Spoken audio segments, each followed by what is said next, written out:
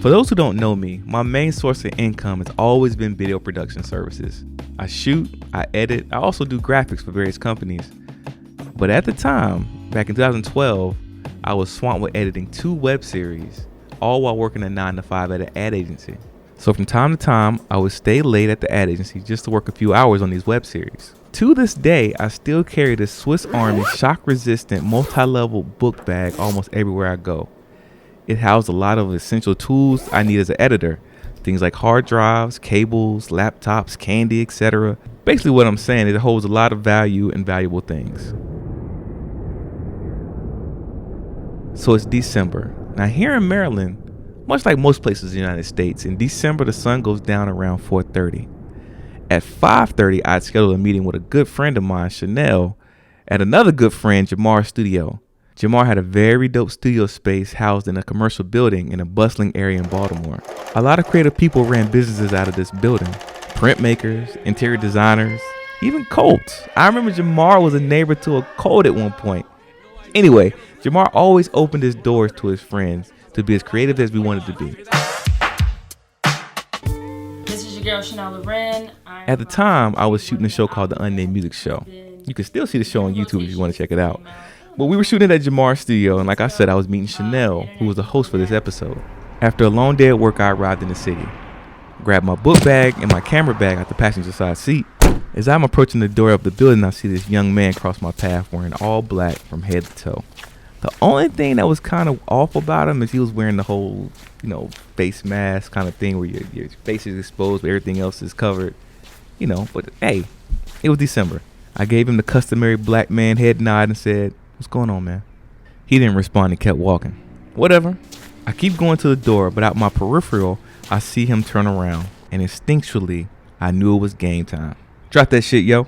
I turned to face him, and he had to be no older than 18. A kid. "Drop that shit, yo." This was strange because the intensity in which he said it didn't match his body language. He said it as if he was extremely pissed off and was about to punch me in the face. You know how kids do. Hands to the side, fist balled up. This led me to look down at his right hand, and what do I see? A gun, just peeking out the cuff of his coat. 2 thoughts crossed my mind. Thought 1, is that shit real?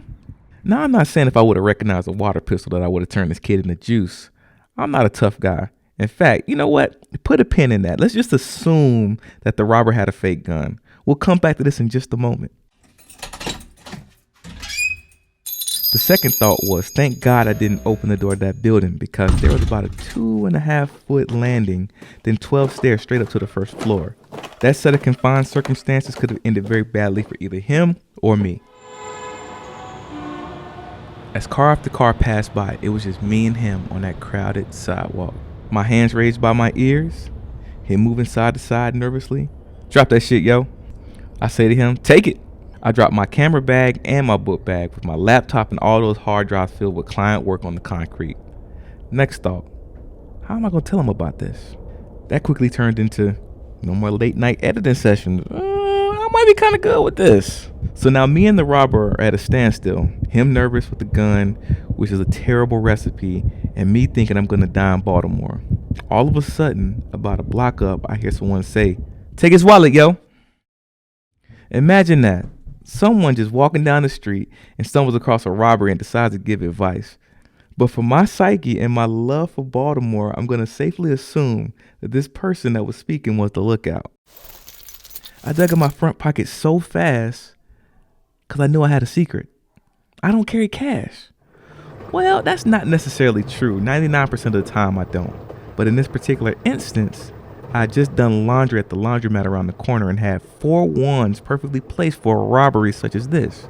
I chucked my wallet over to the robber in a respectful manner. Now, I want to say this. Now, when the biopic of my life comes out, I want to make sure the scene is done the right way. So I want the wallet to hit him in the chest with some force.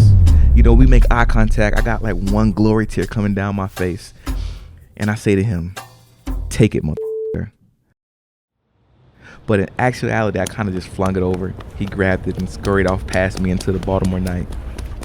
I look down to see my book bag and my camera bag looking back at me. All 3 of us are stunned. I'm talking thousands of dollars of equipment and my life all leveraged for a beat up wallet with $4. That's a sobering thought. I picked up my bags and ran over to my car, which seemed like it took forever for me to get around to the driver's side. But while I drove away from the city, I realized something. And I hate to say this, but I've never felt so alive. It was like I got a new lease on life. I was on the edge of death and was pulled back. This is not an experience that I want to relive, but the air felt a little different now. And real quick, I just want to address that pen that we talked about earlier.